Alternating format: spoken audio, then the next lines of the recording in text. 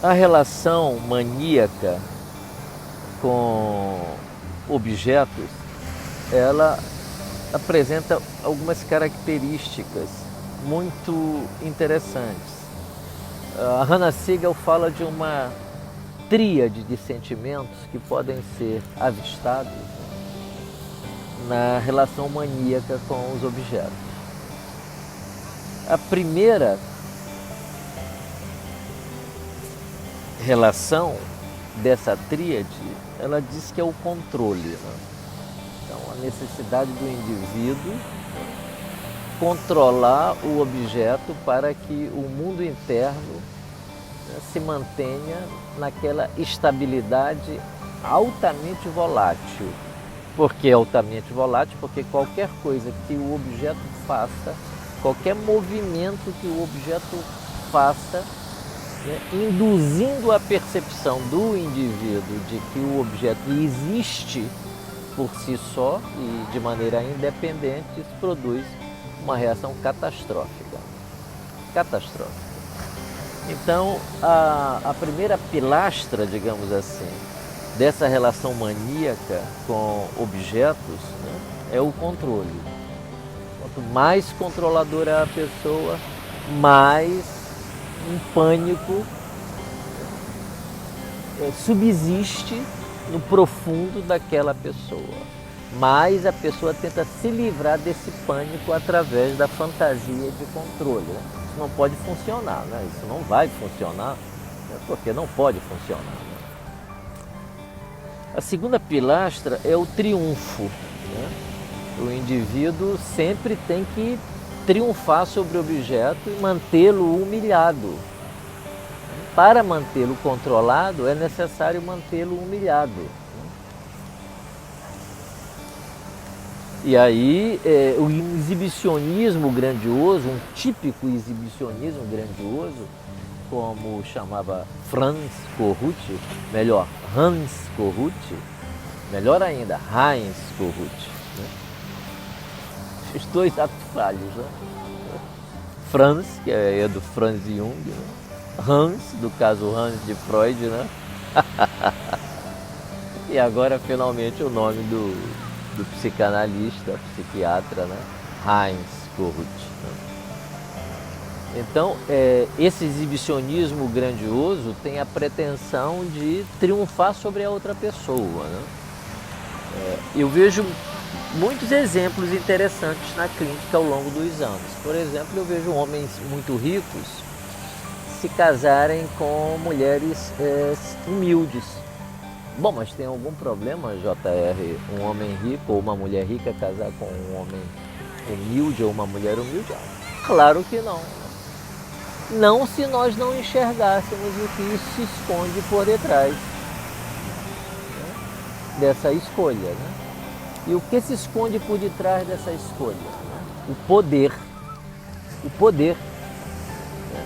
A fantasia de que pode controlar alguém só porque alguém, né, vindo de uma estrutura mais simples e agora elevada, né, para uma categoria, digamos assim, econômica mais alta, graças ao herói, né, ou à heroína, né, deverá se comportar de maneira obediente e submissa por essa extrema benevolência que fez com que o indivíduo, homem ou mulher, tirasse aquela pessoa daquela situação de carência, né? Pelo menos é isso que o objeto que triunfa sente, né? A outra pessoa podia estar muito bem obrigada ali no próprio mundo.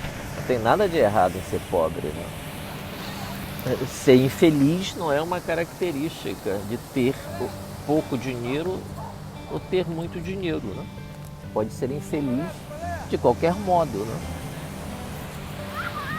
Então, esse cenário fantasioso de que você me deve porque eu te trouxe, né, de um lugar que eu sinto como sendo um lugar ruim e que eu te tirei dali, né, e nem se pergunta para a pessoa, né, se você acha esse lugar, né, de simplicidade, né, que você vive ruim? Não, né, eu gostei de você. E é claro que todos nós gostamos de conforto, mas isso não decide a minha vida.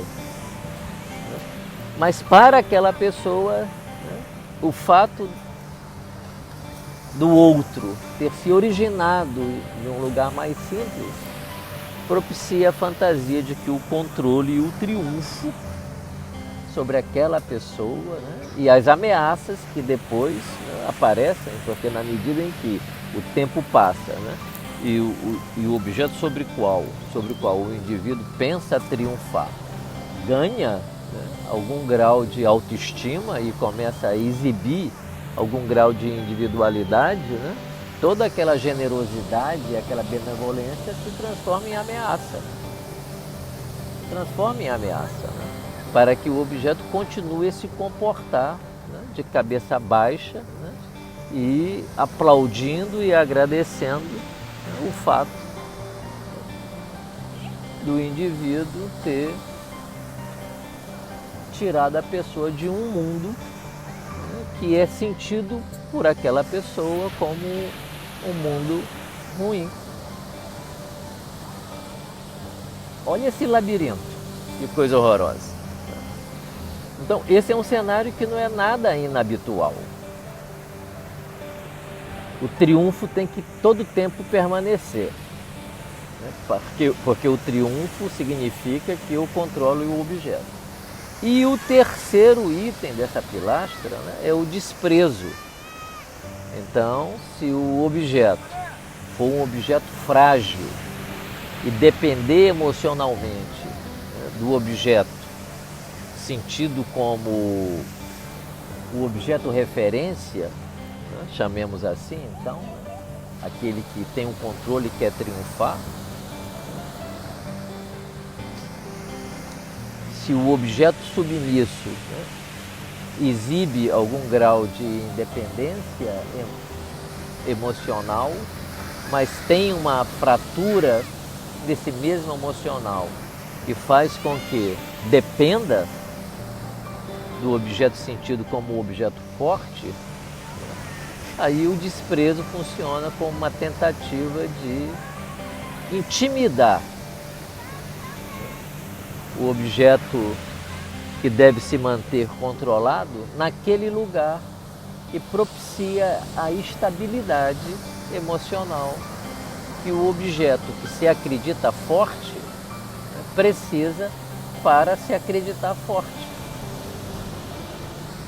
Então, o objeto sentido como submisso, portanto, tem que continuar submisso, para que o objeto sentido como objeto forte continue acreditando que é forte. Olha que cansativo isso.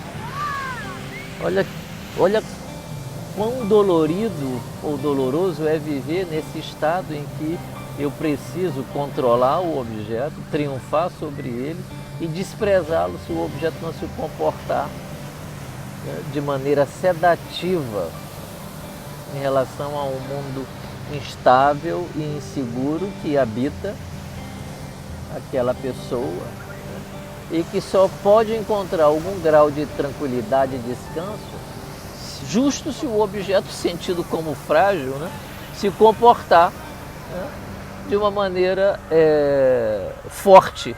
Por que de uma maneira forte? Porque é o objeto sentido como fraco, né, que equilibra aquele objeto que se compreende como forte. Mas como alguém pode ser forte dependendo de um outro objeto para se sentir forte? Então esse é um inferno que a pessoa dependente, que nega a dependência, vive, né? Porque todos nós somos dependentes e não tem nada demais aceitar essa dependência, né, e reconhecer essa dependência, né? Mas o pânico é tão grande de ser dominado, de ser destruído, de ser usado e largado e abandonado e desprezado, né? São todas experiências muito primitivas sentidas por aquela pessoa no início da vida, que a pessoa passa a vida toda fugindo disso, né? Um verdadeiro inferno. É um sofrimento ter que viver assim, dessa forma.